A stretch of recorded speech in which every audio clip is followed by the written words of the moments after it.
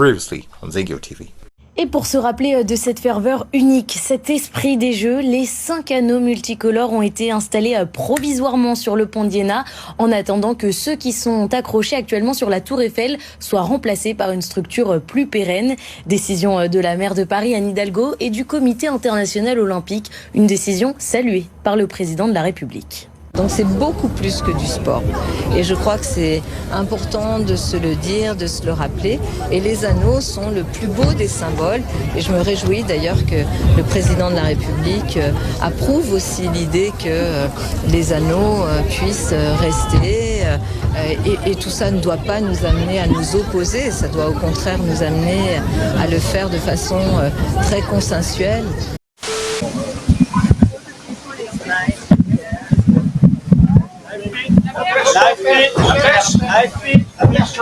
Non, faut qu'on arrive à travailler un peu.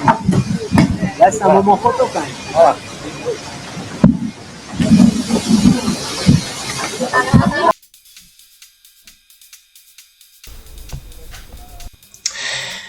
Waouh. On en est réduit à fêter les 1 an des Jeux Olympiques tellement le pays est à la ramasse. Donc ça veut dire que les JO ont été un succès, hein? Ok, on a bien vu ce que ça a donné, alors on voit après le générique.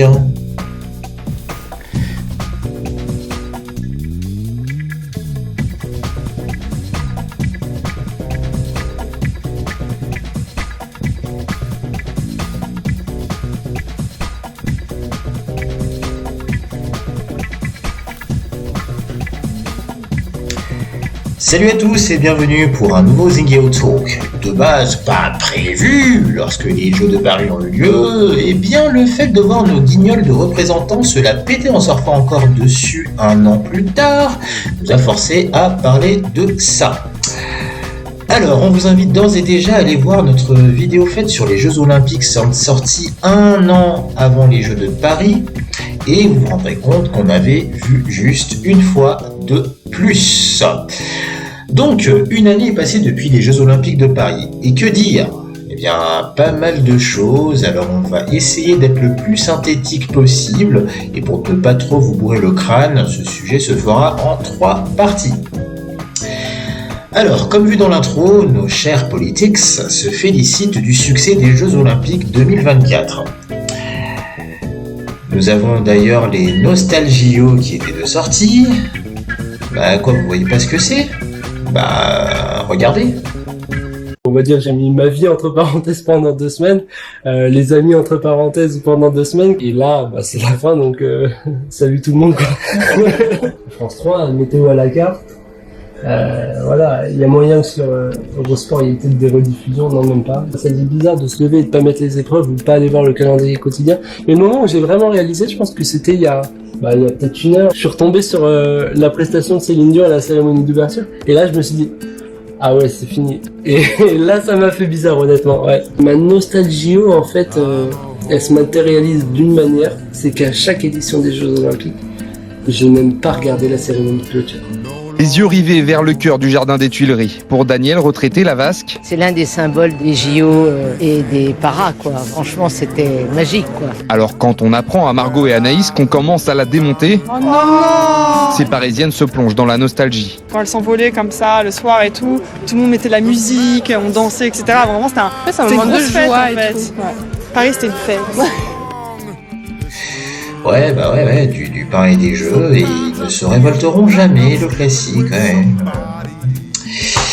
Bah oui, puisqu'il y a eu des menaces de grève faites par les syndicats plusieurs mois auparavant, et au final, eh bien, que nenni. D'ailleurs, le Poudré avait appelé à une trêve politique pendant les JO, ce qu'il a bien évidemment obtenu. Donc JO qui nous ont coûté cher à plusieurs étages. Donc d'une part, nos impôts ont et vont encore augmenter pour payer ces jeux de merde, et pas que. Et pendant cette période, eh bien, il y avait des gens qui prenaient le métro, qui ont casqué. Alors bon, on s'était moqué de Valoche Traîtresse lors du Zingio Flash numéro 87 sur sa gestion des transports, et aussi du ticket simple qui a coûté lors de cette période 4 €. que ça vous fait de payer le nouveau ticket de Pécresse? Je vais me payer un aller-retour à 8 euros. Là, ça, ce que je trouve intéressant, c'est que les tarifs ne sont même pas dégressifs. On voit que c'est vraiment des multiples de 4. Donc la dégressivité des tickets n'existe plus. Donc là, voilà, je me prends 2 tickets pour 8 euros. Est-ce que vous avez un peu mal au cœur? J'ai mal au cœur, mais j'ai surtout mal au cul. Donc là, je me fais enculer en direct par la RATP, comme vous pouvez le voir. Attention à ne s'abstenir. Voilà, là j'en ai payé 8 euros pour un aller-retour. Là, mon pass est chargé. Merci Valérie. Et tout ça pour un service plus que calamiteux. Les Parisiens habitués au métro comprendront. Avant de commencer son trajet, passage obligé à la borne pour acheter son ticket de métro. Prix du sésame, 4 euros. Je prends jamais le métro, mais 4 euros pour aller à 20 minutes en vélo, ouais, non, ça fait mal. Je pensais que ça serait 2 euros ou 2,50 €, mais pas 4 quand même. Le prix du ticket a effectivement quasiment doublé. Il était à 2,15 € encore la semaine dernière. Une fois les portiques passés, les voyageurs rencontrent un obstacle majeur. Suite à la préparation des Jeux Olympiques, la prochaine station Concorde est fermée au public. Certaines stations ne sont pas desservies. Nous devions nous rendre au Louvre, mais comme la station Concorde est fermée, nous essayons de trouver un autre moyen de nous y rendre. Certains touristes ne se rendent compte qu'une fois rentrés dans le wagon, que leur trajet ne sera pas aussi simple que prévu. Nous allons à la station Tuileries. Aviez-vous vu ce matin avant de prendre le métro que la station Tuileries était fermée? Non, nous n'avions pas vu, on s'en rend compte maintenant.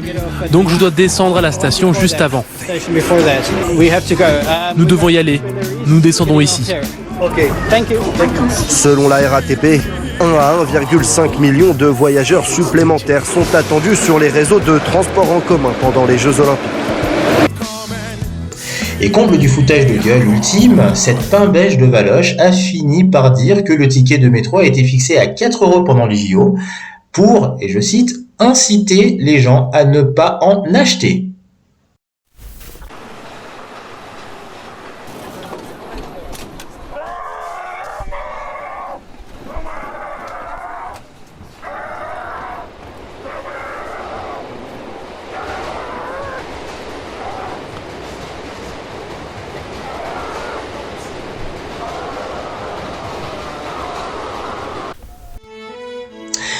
Alors, on va revenir sur la cérémonie d'ouverture qui nous a coûté plus de 122 millions d'euros. Donc Vonny et moi avions fait les commentaires lors du Zingeo Flash numéro 106 qui était présenté par notre fille. Flash qu'on vous invite d'ailleurs à revoir pour vous remettre dans l'ambiance. Donc cérémonie d'ouverture qui a beaucoup fait parler, alors non pas du fait que le drapeau olympique ait été accroché à l'envers, mais d'autres faits.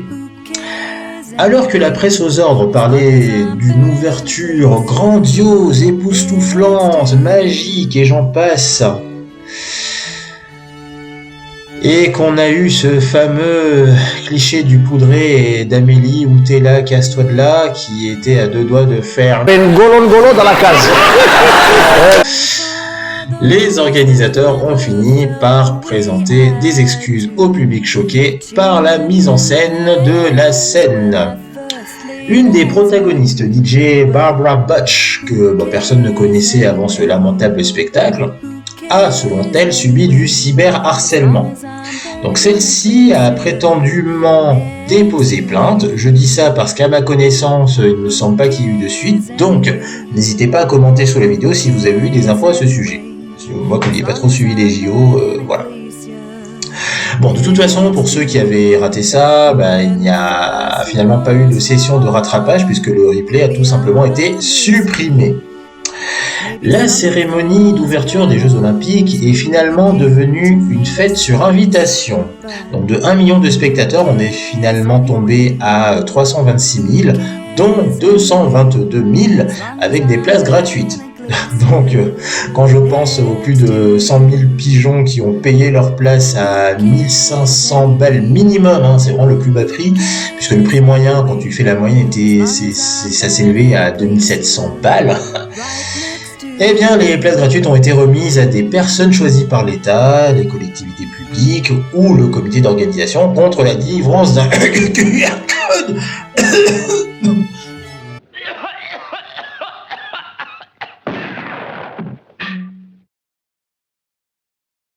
Oui, je disais donc remise contre la délivrance d'un QR code. Donc vous m'excuserez, mais quand j'entends ou prononce le mot QR code, eh bien, ça me rend malade. Bah oui, le grand public a finalement été exclu de la cérémonie et la jauge des spectateurs a été abaissée. Et comment ? Eh bien, tout simplement en désactivant le QR code des invités. Avait précisé notamment le ministre de l'Intérieur de l'époque, un certain Moussa Darmarian.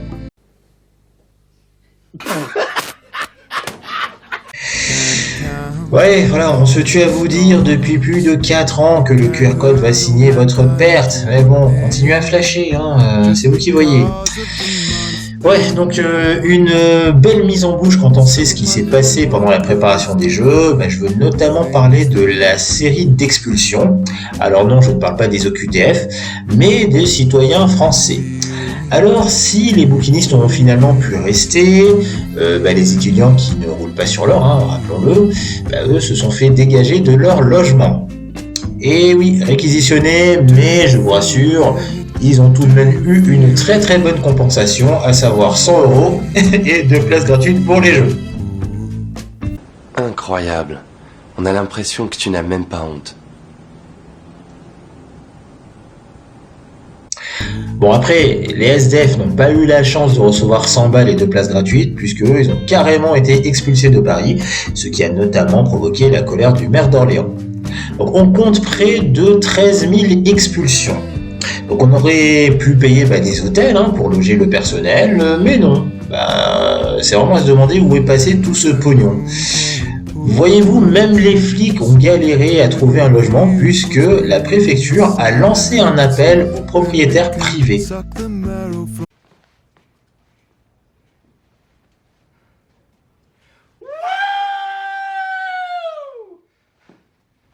Mais bon, vous connaissez la chanson. C'est toujours le cordonnier qui est le plus mal chaussé, n'est-ce pas ? Alors bon, on va parler du village olympique au sein duquel les athlètes ont été reçus comme des rois. Qu'est-ce que c'est que ça là ? C'est quoi ça ? Ah, c'est des luges en carton donnés aux SDF expulsés de Paris ? Quoi ? Des lits en carton pour les athlètes ? Attends, tu te fous de moi là ? Et elle en dit quoi là, la Amélie ou t'es là, quoi, qu'est-ce que là ? Attends, donc les lits en carton, les athlètes adorent ça. C'était les mêmes à Tokyo. Ils ont le sentiment de contribuer à nos efforts écologiques. Mjaja. Putain, c'est la je sais pas combien de tième fois qu'on diffuse des mèmes. Oh là là. Bon, est-ce qu'on a des témoignages d'athlètes ? Ouais, vas-y, balance. Les athlètes découvrent leur lit en carton au village olympique. Plusieurs athlètes des JO de Paris ont publié sur leurs réseaux sociaux leur avis sur la solidité et le confort des lits. You like it? And as you can see, they're pretty sturdy. This is so stable. The bed itself is a little bit hard, actually, more than I would like, but overall, this is amazing. It's actually rock solid. We're trying to, you can flip them over apparently. There's a softer side, but that was the soft side. Les lits des athlètes des JO de Paris sont composés d'un sommier en carton et d'un matelas modulable en fonction des morphologies et des besoins. Pour les plus grands, des extensions à 2,20 m de long ont par exemple été prévues. Le modèle, quasiment le même que celui utilisé au Japon en 2021, a été conçu pour être très résistant. Et le sommier en carton est fabriqué à partir de 80% de matière recyclée. Après les JO, les sommiers en carton seront recyclés, tandis que les matelas et les oreillers seront donnés à des écoles ou des associations. Ouais. Tellement confortable que des handballeuses suédoises ont dû acheter des matelas chez Ikea. Ouais. Et comme si ça ne suffisait pas, eh bien, je vous invite à lire. Pendant le tour de livres, Bah oui, tout à fait. Eh bien, figurez-vous que plusieurs délégations ont apporté des climatiseurs mobiles. Bah oui, parce que les fautes de clim dans les chambres. Voilà.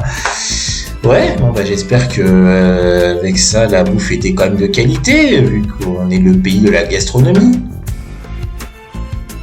Non mais attendez, là, vous rigolez là? Donc la bouffe a été rationnée? Non mais je repose la question, dans quoi est passé tout le budget? Bon, j'espère qu'au moins avec le rationnement, ils ont quand même servi de la bouffe 5 étoiles.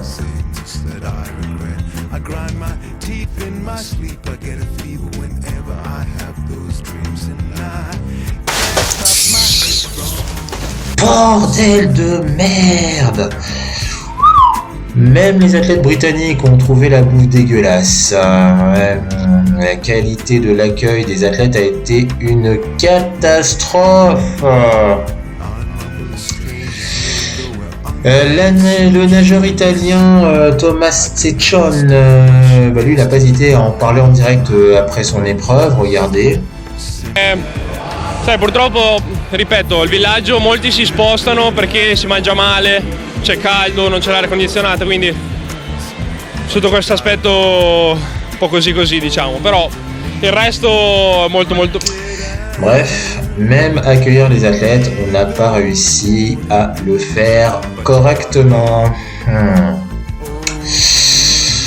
Bon, on va arrêter la première partie ici, histoire de souffler un peu, car alerte spoiler, le pire arrive. En tout cas, merci d'avoir suivi ce Zingeo Talk, et en attendant la suite, on vous dit donc à plus, et restez connectés. Putain, même les JO, pas été capable de les organiser correctement, c'est la honte quoi.